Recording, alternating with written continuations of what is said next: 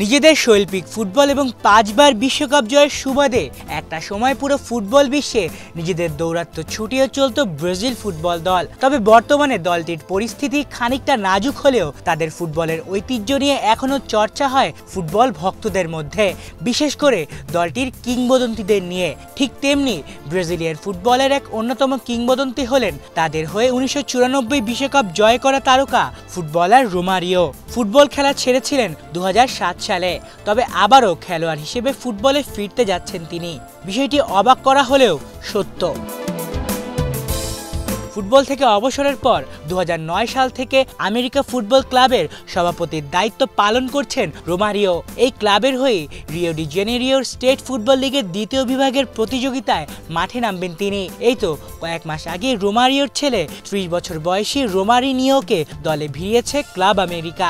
Romario মাঠে ফিরলে বাবা ছেলের একসঙ্গে খেলার স্বপ্ন পূরণটাও হবে, যে কারণে 58 বছর বয়সেও ফুটবলে ফিরতে যাচ্ছেন তিনি, জানিয়ে প্রচণ্ড আত্মবিশ্বাসী এই বিশ্বকাপ জয়ী তারকা।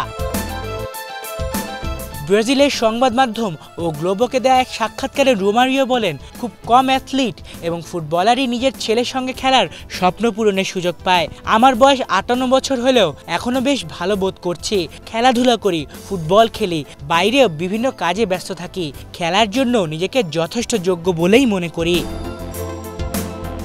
ভাস্কো দা গামার হয়ে পেশাদার ফুটবল শুরু করেন রোমারিও। এরপর পিএসভি, বার্সেলোনা, ভ্যালেন্সিয়া এবং ম্যানচেস্টার ইউনাইটেডের মতো বাঘা বাঘা ক্লাবগুলোতে খেলেছেন।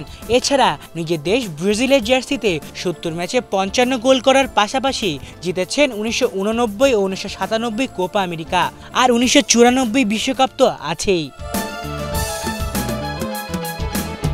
আলিফ চৌধুরী, বাংলা ভিশন।